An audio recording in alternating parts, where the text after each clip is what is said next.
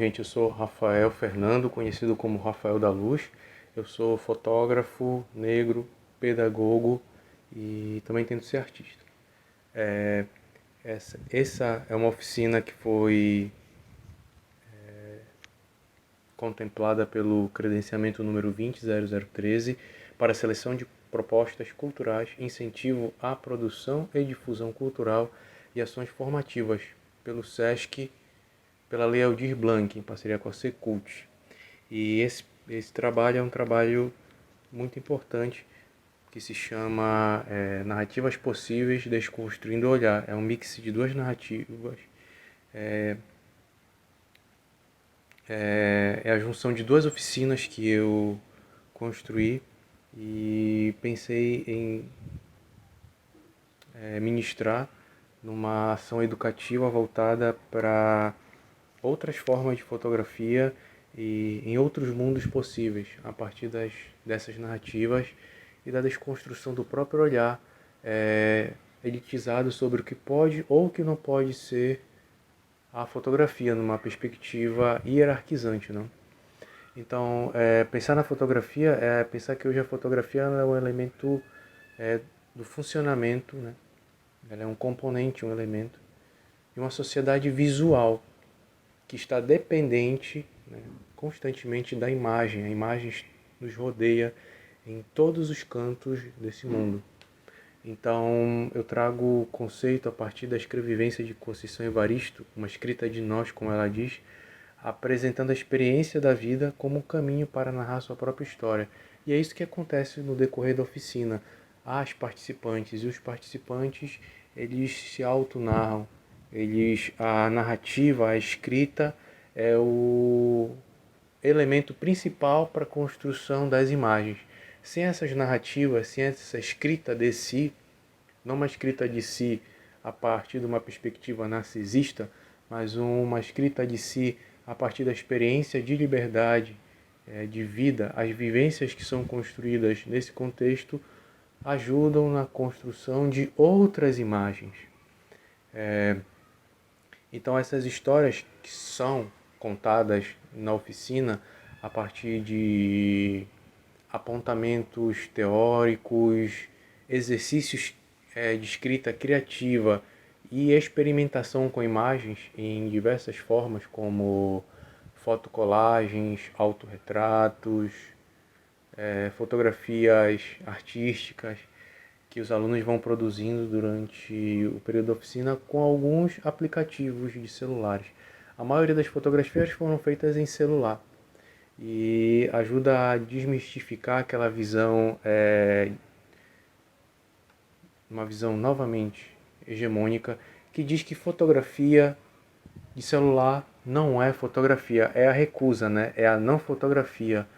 Outra pessoa que não tem aquilo que a própria Susan Sontag fazia uma analogia como um rifle, né, numa caça, algo predatório.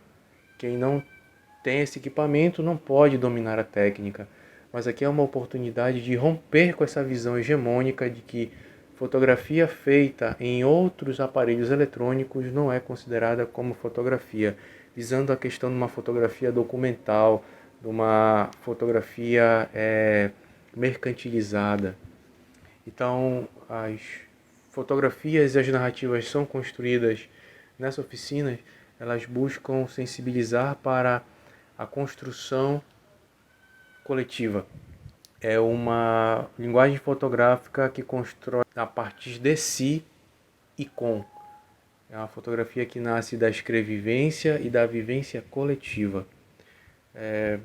Uma coisa muito interessante que a Conceição Evaristo fala nas suas escritas, ela diz que ela percebe ainda que experiências específicas convocam as mais diferenciadas pessoas para essa produção. E é de verdade, são experiências, histórias de vida que utilizam dos elementos de seu contexto para produzir imagens contra-hegemônicas.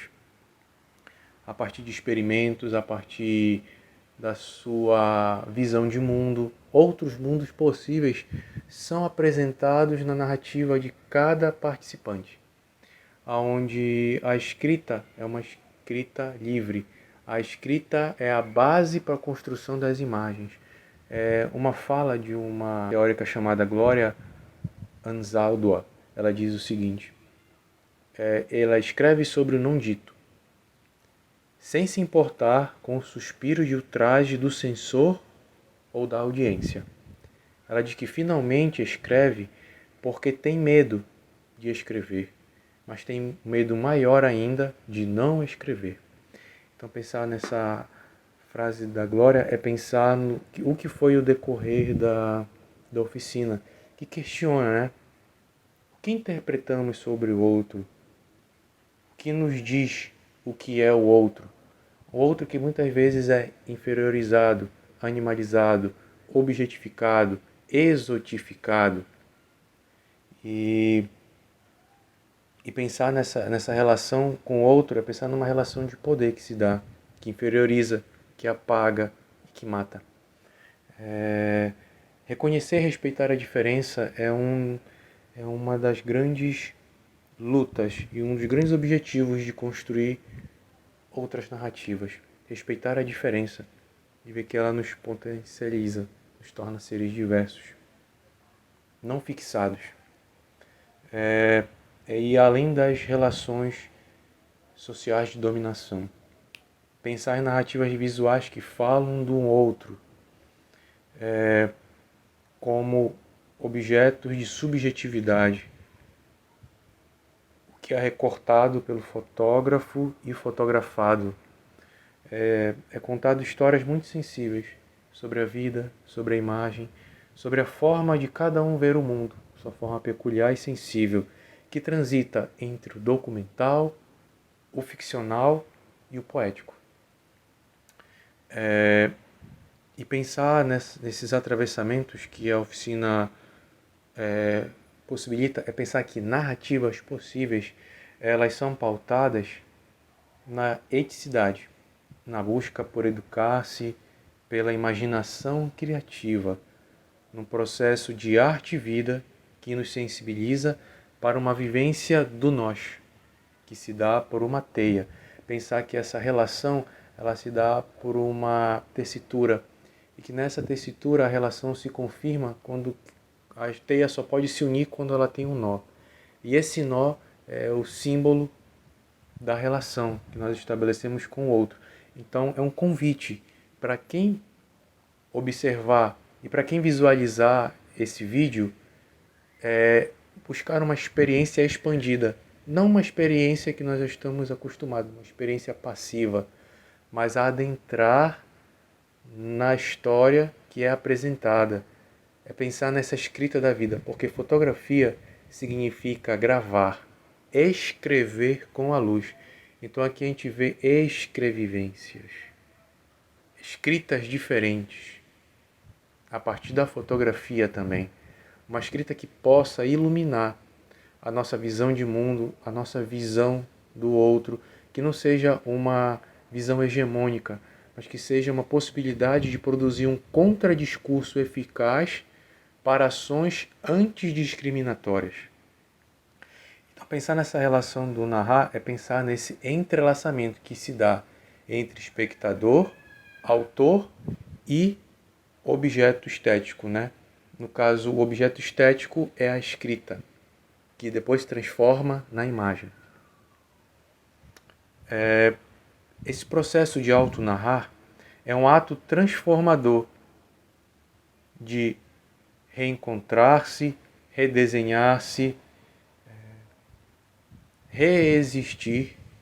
É um processo de amor que tem como suporte o estético, a própria vida.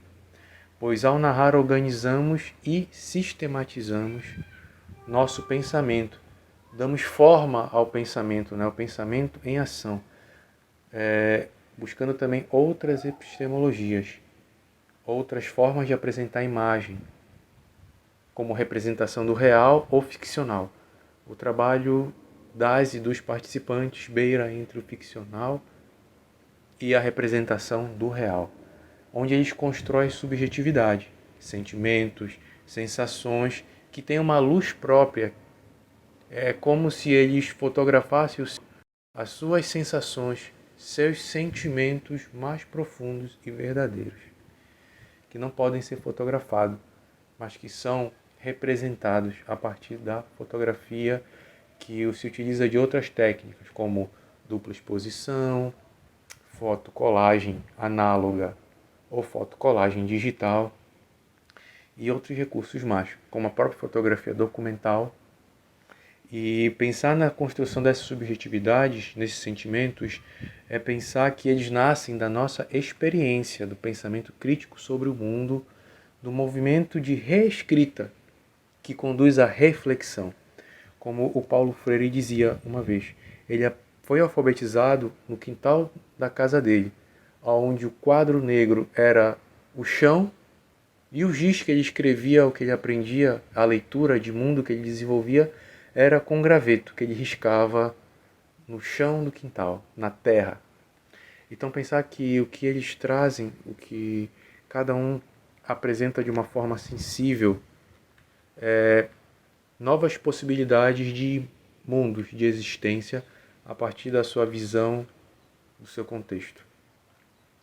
Então, todos os ensaios que são produzidos, eles recriam memórias. A memória é um elemento primordial da fotografia. Podemos pensar também a fotografia como o arquivamento da memória. É onde eles representam e criam experimentações que podem ser chamadas de fotoformas, né? Tem fotografias que são abstratas. Elas não tentam representar o real, mas tentam representar o sonho, a subjetividade, o imaginário que se torna possibilidade, que transita entre utopia, entre sonho, entre sentimento, entre luta, entre desejo de transformação, uma luta contra o racismo, contra o preconceito. E é um ato de desobediência à norma, que muitas vezes padroniza ou inferioriza trabalhos, que diz o que pode e o que não pode ser considerado como fotografia ou como arte. Eles criam formas artísticas nesse trabalho, que beiram a poesia da existência e da resistência, e auxilia no processo de uma descomposição, uma nova forma de organizar os elementos que compõem uma imagem. Entre esses elementos que não podem ser vistos está a memória, está os sentimentos, e ajuda a romper com o pressuposto do olhar distorcido sobre a realidade, que diz que fotografia não é fotografia. A não fotografia, podemos chamar assim. Então a fotografia que é apresentada em todas essas narrativas que vocês verão são narrativas voltadas para uma visão contemporânea, que une arte e vida, ou seja, uma arte enganjada, uma arte vista, que mobiliza a experiência expandida de quem lê cada imagem e cada escrita, totalmente sensível e diversa. Então pensar na produção coletiva é o desejo dessa oficina, que será apresentada a vocês. É pensar em formas de transgredir aquilo que nos impede de criar, aquilo que nos impede de existir, de contar, de narrar, de falar, de escrever com a luz ou com qualquer outra forma de escrita. Então cada participante deixa um pouco de si em cada poesia, fotografia. E acreditamos que a pessoa que lê e visualizar esse vídeo possa revisitar também a sua própria experiência de vida, onde nós teremos múltiplas experiências que não darão conta de serem contadas em poucos minutos, como tem esse vídeo. E que elas sejam acolhidas, que cada imagem, que cada história aqui contada possa ser acolhida e depois compartilhada, ou melhor ainda, recontada.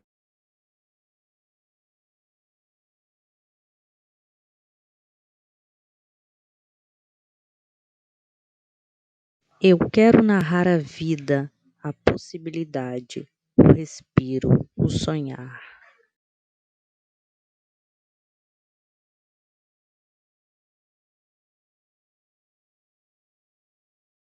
Eu quero narrar o dia em que os meus e as minhas, e é bom demarcar de quem estou falando,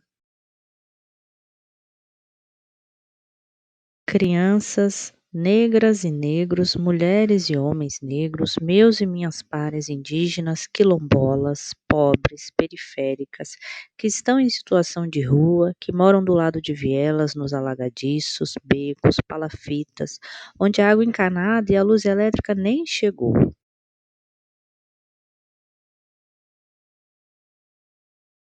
E outra demarcação: usarei as palavras todas na versão feminina. Primeiro, porque é uma mulher negra e periférica quem está escrevendo. Segundo, porque quantas outras mulheres foram silenciadas e apagadas da história, tempo, espaço, localização, e ainda assim resistiram e possibilitaram que eu chegasse até aqui. Com as devidas ressalvas feitas, sigo na intenção de narrar o cotidiano, não apenas o cruel, que já está presente na TV, no rádio e agora multiplica-se pela internet afora. Por isso, quero narrar o cotidiano, o brincar, o viver e o existir das minhas.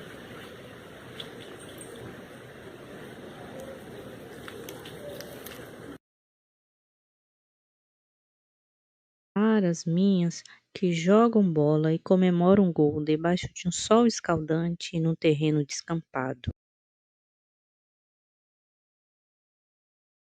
Narrar o correr para pular na água do mar, para se deleitar nas salgadas águas de Oiá.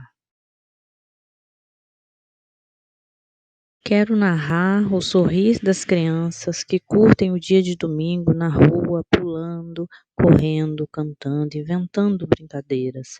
Quero narrar o adolescente com todas as suas complexidades da idade, querendo ler um livro, se divertir ou ir ao shopping com seus colegas, que quer ser adulto ainda que seja criança. Quero narrar o cotidiano do adulto que mora próximo do serviço, que tem dignidade no trabalho, na escola e em qualquer outra atividade que faça.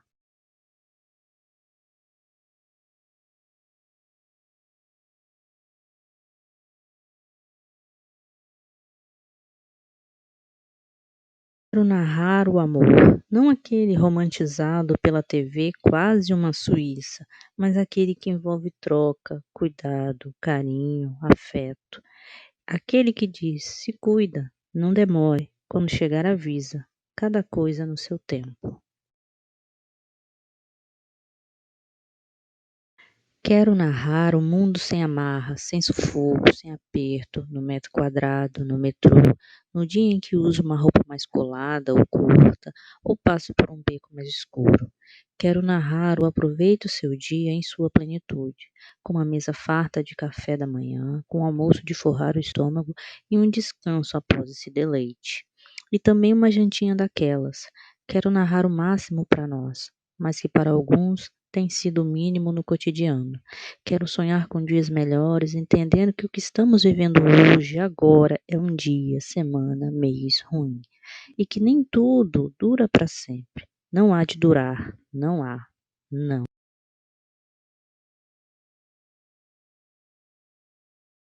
Quero narrar uma viagem, seja no endereço, na cidade, no estado ou em qualquer outro país. A paisagem, as pessoas, as vivências, as experiências e de tudo que se envolve nisto.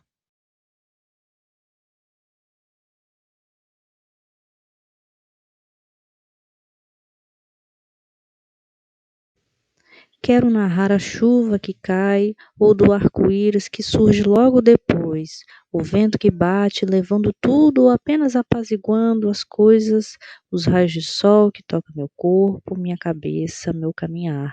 Eu quero poder querer.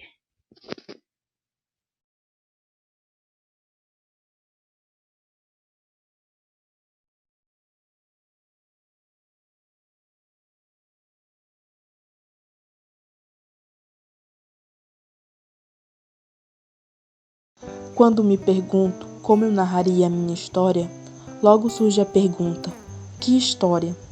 Nunca foi fácil determinar um ambiente ou um espaço que eu pudesse dizer que é ali que eu quero viver, crescer, florescer ou até morrer. Talvez porque eu nunca me via como a certinha, nem como uma lutadora que luta por uma causa perdida ou pela vida.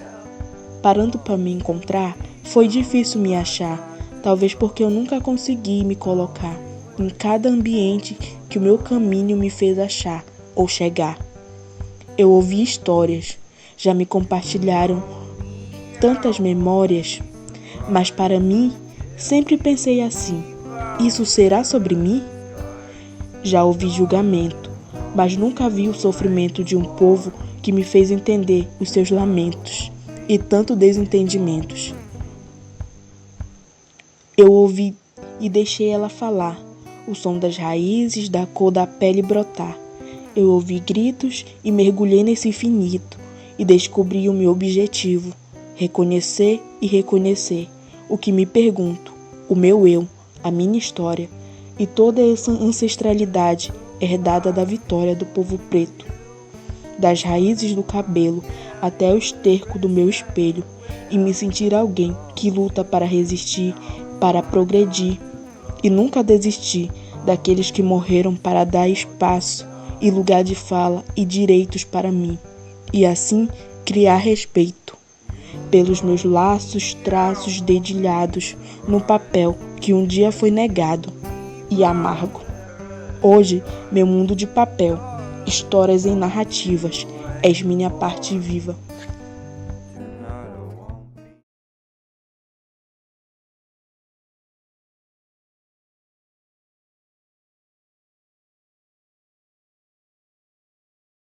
A luta do povo preto sempre vai permanecer, enquanto houver violência, morte e opressão.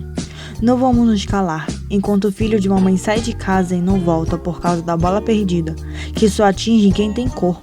Não vamos nos calar, quando saímos para defender nossos direitos e pedimos, pare de nos matar, e ser preso, sofrer repressões e logo em seguida ser xingado e humilhado. Não vamos nos calar quando nos perguntam por que das cotas e subestimam nossa inteligência. Não vamos nos calar enquanto houver repressões por permanecer nos ferindo, por sempre buscar conhecer quem lutou antes de nós em busca dos nossos ancestrais. Não vamos nos calar. Por muitas questões existimos, logo resistimos. Poder ao povo preto.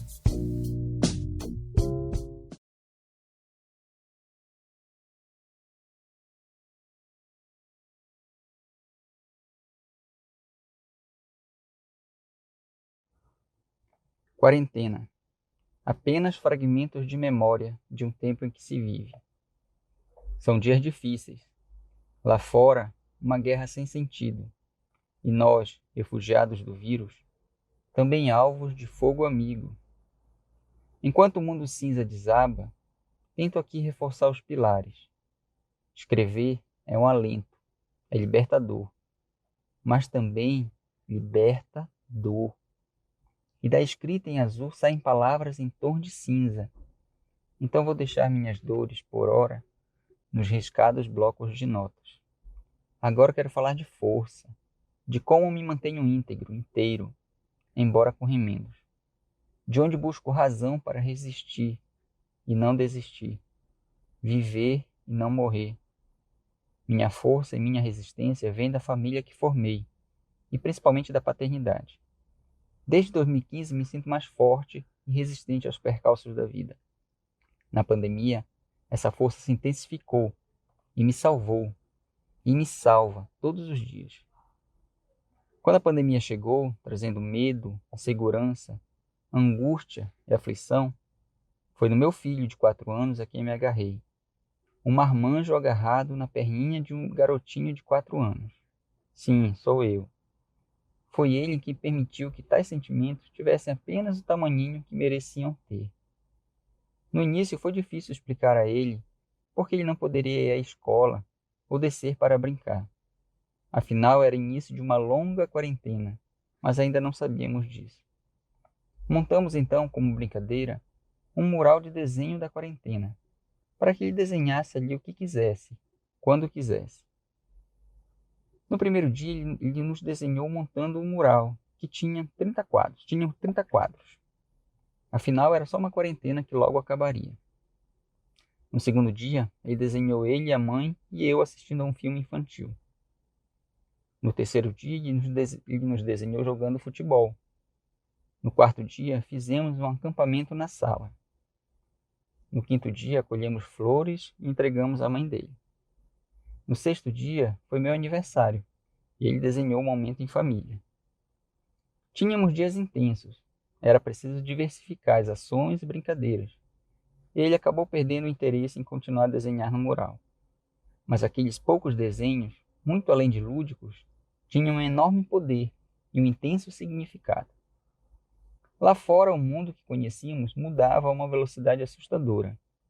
O medo e a fome competiam com o descaso e a ignorância. Quem ganhava era a morte. Estranhamente, a saída era entrar. E ao mergulhar no meu mais profundo ser, me vi ali em seus desenhos. E ali o mundo era melhor. Ali não havia medo, insegurança, incerteza, negacionismo, fome, morte. Naquele mundo de rabiscos e nenhum risco, eu estava protegido. Foi quando percebi que eu precisava estar ali presente. O ato dele desenhar era mais importante para mim do que para ele. Era minha terapia e não a dele. Ali residia a minha força. Aquela era a minha forma de dizer: tá tudo bem, juntos ficaremos bem. Os desenhos faziam todo sentido. Era tudo sobre mim. Era o que eu precisava. Era a força que eu não tinha e buscava. Nos momentos em que se afastar era preciso, aqueles desenhos nos mantiveram unidos, vivos. Seus desenhos foram um sopro de esperança, até então combalida. Hoje eles não são mais feitos no mural, com riscos e rabiscos. Hoje somos protagonistas vivos de seus desenhos e desenhamos juntos nosso percurso. Nosso mural, que começou com 30 quadros, hoje está com 427, todos preenchidos com dor, aflições, angústia, mas também com dedicação, amor, carinho, entrega, afeto. Meu filho é minha vida e minha força. Ele precisa voar no mundo de possibilidades, como aquele que ele me deu. Essa é a minha luta. Ele não merece menos que isso.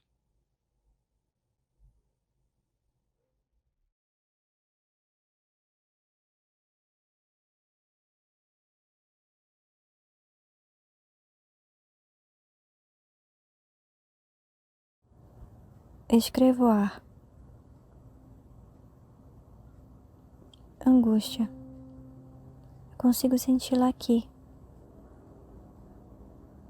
Perdida.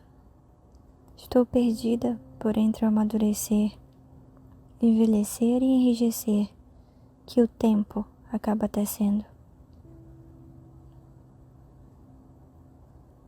Mas não parece certo me deixar para trás. Esquecer da minúscula criança que fui. Porém, a pequenez era só um estado do corpo, porque a criança é tão maior que isso. Entende tanto, entende mais que muitos. Entende mais e sente tão mais profundamente. Eu quero olhar o mundo através dos olhos de uma criança. Esse espaço aqui dentro, esse tom apático, alto contraste entre luz e sombra, mais sombra que luz. Eu quero olhar o mundo através dos olhos de uma criança. Agora mais que nunca, e sabes o motivo. Adoecemos. Num suspiro, nós adoecemos. Foi tão rápido. Tudo mudou. Ninguém mais vê o rosto de ninguém, só os olhos, e eles estão turvos de lágrimas pela perda, do luto por tudo e todos. genocídio, negacionismo, vacina, falta de vacina. Estamos encolhidos em posição fetal, com medo, com raiva, revolta, com saudade, com esperança. Tens esperança? O que tu tens hoje? Quem tu és hoje? Conheces a tua criança? Como ela está? Não quero esquecê-la. Não posso deixá-la em um canto inóspito dentro de mim. Tenho que resgatá-la. Mas como? Escuta mais teu coração e menos a cabeça. Mas não é melhor pensar? Penso, logo existo. A racionalidade resolve tudo. Disseram-me assim. Quem disse mesmo? Narrativa. Seja lá quem foi, acho que não estava de todo correto. Nesse momento, pouco ajuda somente pensar. Eu preciso agir. E o existir é muito mais que o pensar. É sentir. Sentir bastante. E também não sentir nada, pois a dormência frente a tanto caos. Engraçado como tomamos conhecimentos assim, sem cheirar, inspecionar o conteúdo, provar com cautela, sem se perguntar de onde veio e por que é daquele jeito. Só engolimos. Curioso mesmo. Se eu fosse criança, com certeza não faria isso, porque minha mãe me ensinou a sempre duvidar das coisas. Sublinho esse trecho, pois noto que também preciso reaprender a questionar, criticar o que é dado a mim como natural.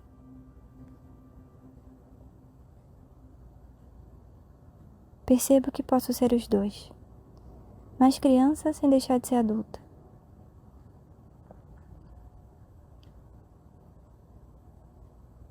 Então quero me debruçar na poesia e no brincar, que era tão familiar quando pequena, mas sem tirar o pé do chão. Devo me perguntar se o que aprendi é verdade, o que é a verdade e quem é o juiz disso. Usando o porquê tal qual uma criança. Sei por onde começar. Pela arte, pela expressão disso tudo. Pela fotografia, talvez? Sim, parece um ótimo começo. Mergulho nesse mundo e me surpreendo. Foto não é só uma foto, pode também ser escrita. A foto não nasce na câmera e no olhar, nasce bem antes, no imaginar, no subjetivar. Me vejo em um processo. Escrever antes de fotografar. A narrativa da luz à foto. Que difícil me parece. Sinto que não sou capaz de fazer. Nunca fui muito de escrever, ainda mais de forma poética. E o que vou narrar? Rabiscos, rascunhos. Amasso papel.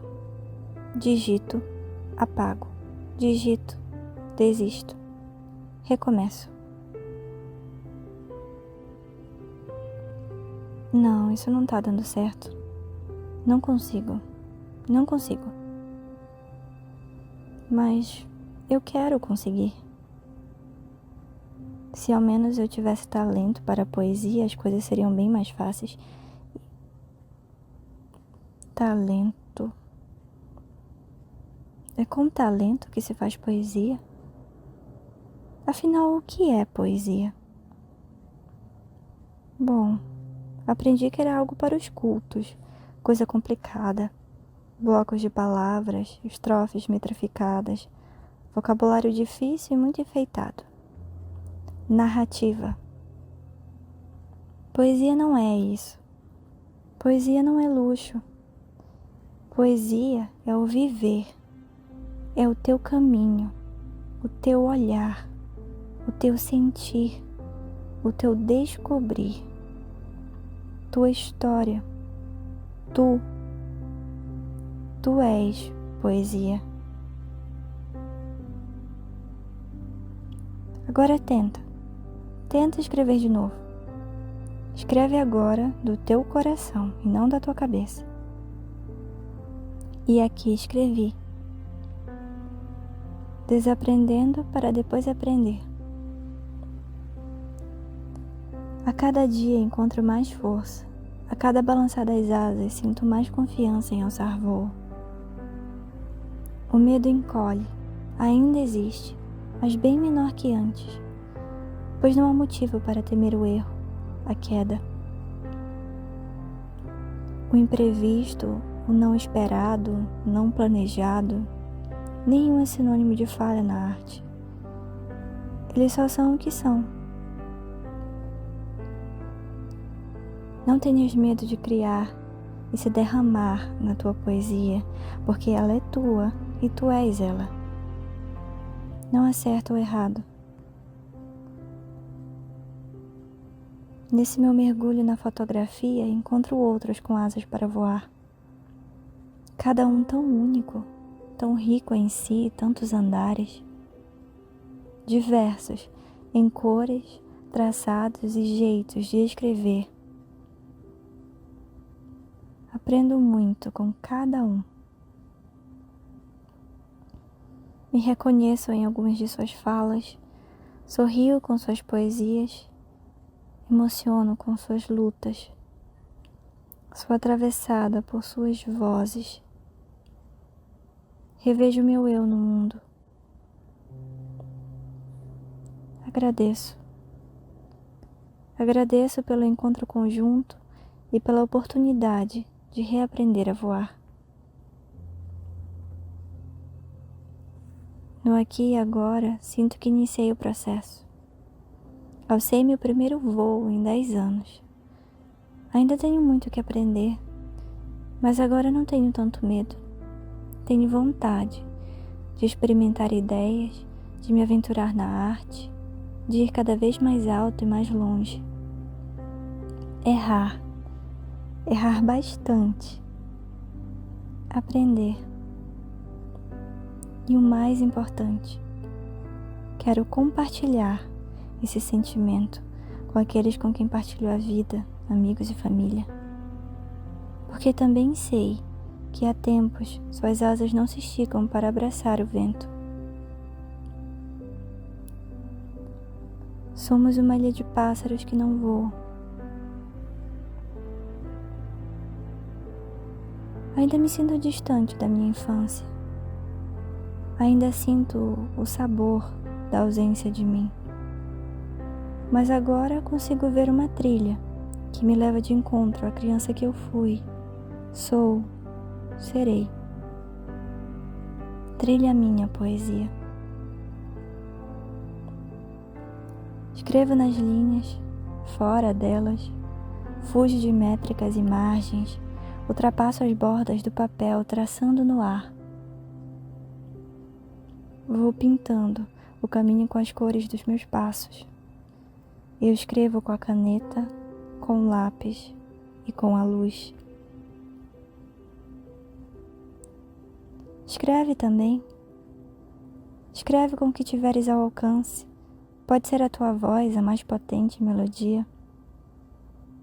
Palavras, luz, corpo, o que seja. Só não deixa de escrever, de registrar, de significar a tua existência.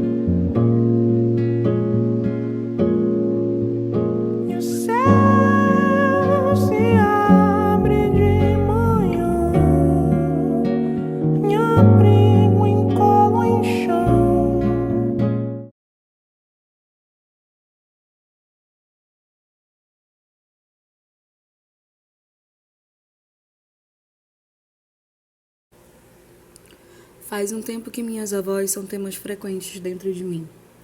Acho que quando uma se foi, ano passado, bem no Dia das Mães, caiu pesada demais aquela ficha da morte fazendo seu duro trabalho.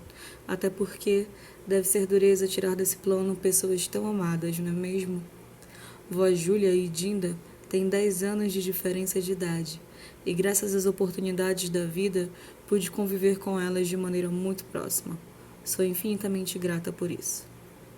Recentemente li um desses textos de Facebook sobre o vazio da casa das avós quando elas partem.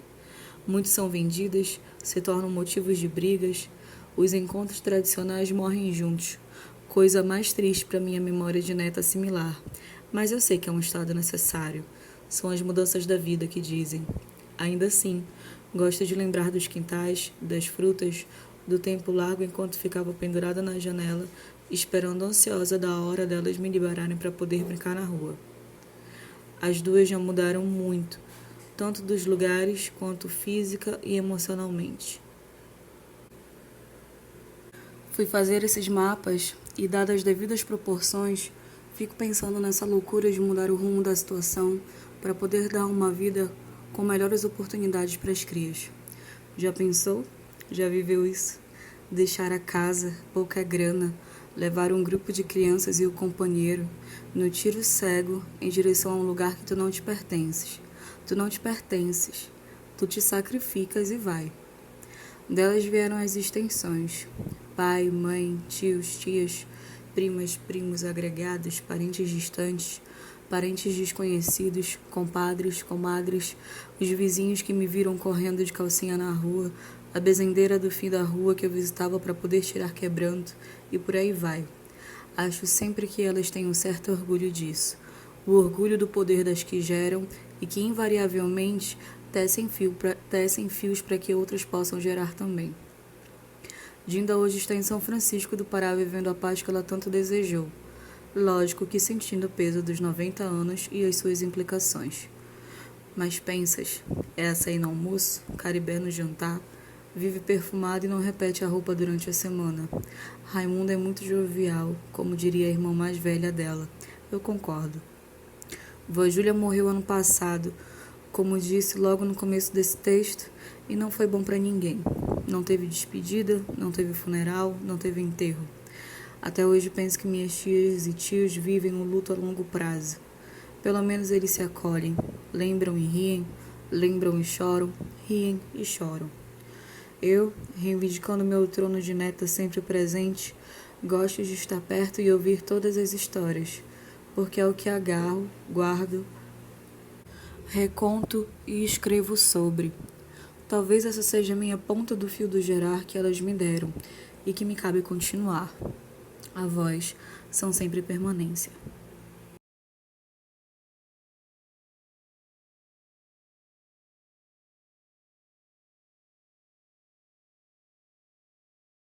Quero narrar sobre viajantes que saíram do seu próprio planeta. Narrar com imagens sobre um pouco do que eles viram. Narrar sobre a barbárie dos visitantes, observador X, observador Y, grande supervisor. Quero fazer uma narrativa de convite. E o primeiro convite é o convite à travessia, convite ao olhar. Ao chegar, eles viram uma linguagem que tratava tudo como produto. Eles viram calor, eles viram indignidade na habitação. Eles viram a terra pelada, destruição longe dos grandes centros urbanos. Eles viram também como que essa linguagem de produto impressiona o diferente a se desfazer para se refazer adequado ao normal, para ser igual. Eles viram a fome, eles também viram injustiça, em execução, em genocídio. Eles também viram redes que ligavam as pessoas a um não mundo. Redes que pareciam mais cordas de marionete. Eles viram ideias, perguntas, cores diferentes sendo expansivamente aniquiladas, destruídas, apagadas. Eles viram diversos pratos vazios. Viram a violência incidir sobre o inofensivo. Eles viram o fogo consumir tudo. E no dia 10 e 11 de agosto de 2019, eles viram o dia do fogo. Eles viram a poluição nas águas, detritos. Eles viram pessoas sentirem o final por dentro e por fora. Eles viram até a flor radioativa, envenenada por agrotóxicos.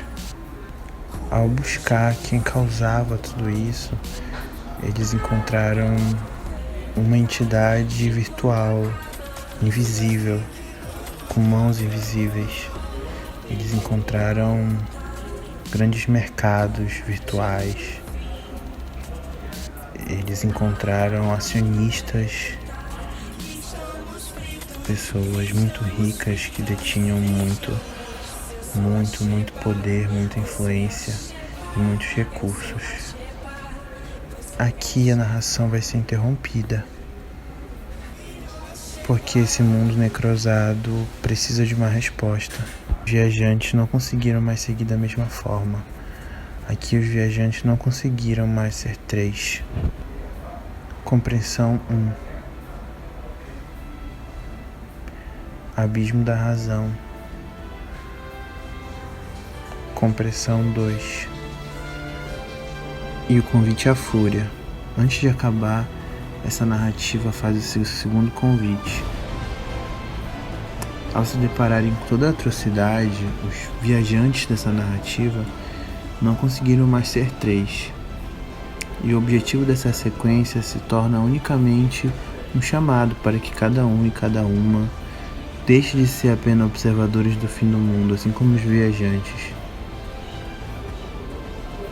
É um convite para romper com a distopia do novo normal e exigir um mundo novo. O recado que os viajantes deixam é que é preciso ser inteiro para ser mais forte. É preciso transformar o horror a esse não mundo em fúria, e fúria organizada, de maneira coletiva, para fazer um contra-ataque aos poderosos, um contra-ataque a esse pequeno grupo que causa tanto mal e tanta destruição das pessoas e do mundo todo. Fúria, bem aberto.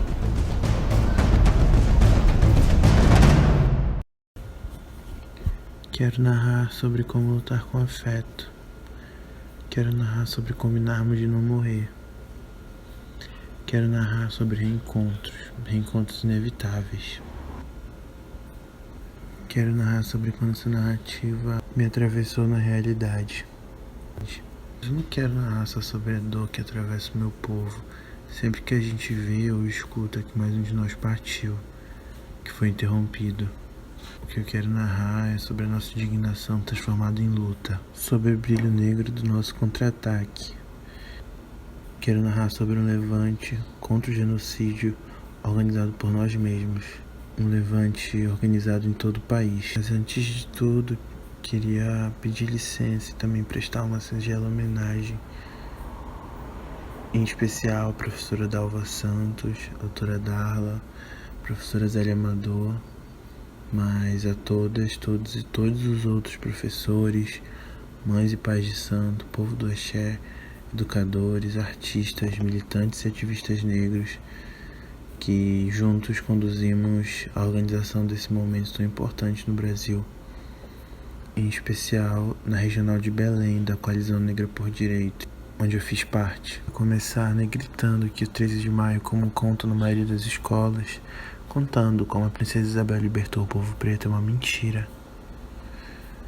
Que foi a nossa luta organizada pelos abolicionistas, nossos mais velhos já libertos e a juventude negra já nascida no ventre livre, moradores de morros, periferias, ocupações, pressionando a sociedade, o verdadeiro marco da nossa história, da libertação do povo negro. Negrita retomando através dessas fotos, desse momento, que não há o que comemorar no dia 13, porque a escravidão nunca acabou no dia 14. Não tem o que comemorar quando a maioria de nós não tem segurança, quando a maioria de nós segue de barriga vazia, quando a maioria de nós recebe um não ao buscar um emprego, e quando tem emprego, quase não sobra nada, porque vai tudo pro bolso do patrão, do aluguel. Não tem o que comemorar quando desde criança os olhares racistas nos alcançam, quando os sussurros desses olhares ecoam suspeito, e a gente é perseguido pelo segurança, ou interrompido, às vezes ainda muito jovem, dentro de casa.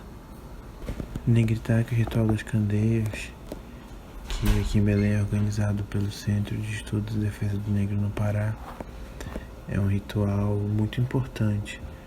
É um ritual que basicamente velas são acesas para celebrar os nossos ancestrais que foram escravizados, para nos conectar também com esses ancestrais.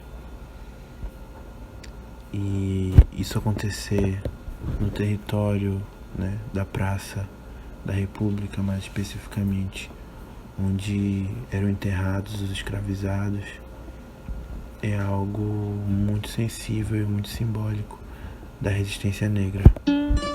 Mas eu quero narrar que estamos vivos. Quero narrar, ou melhor, quero em conjunto, falar no jogral, narrar ouvindo, narrar transmitindo, ecoar a fala dos nossos mais velhos e mais velhas, um narrar coletivo, para que as vozes negras rebeldes aqui e agora, que chegaram até mim, ecoem também essa força e esse afeto através das gerações futuras. Narrar sobre como o dia em que nós gritamos ao vento que chega. Narrar sobre o dia 13 de maio marcado pela nossa fúria, pela nossa organização, pela nossa unidade, porque os nossos mais velhos já nos contaram a verdade e juntos esse sistema não vai conseguir nos silenciar nunca mais.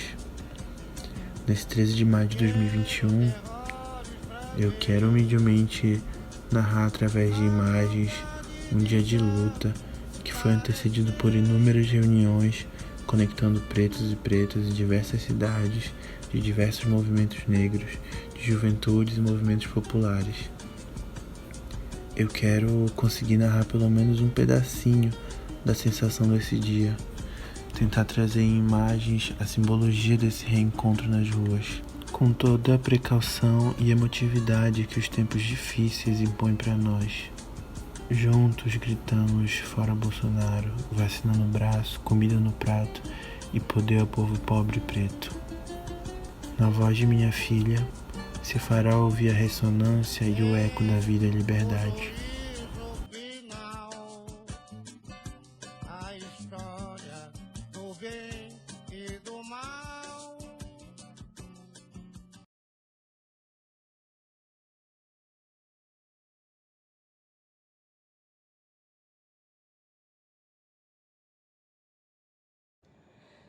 Meu nome me define.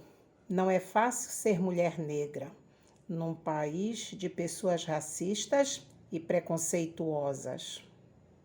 Minha resistência, mesmo que tardia, me define. Antes tarde do que nunca.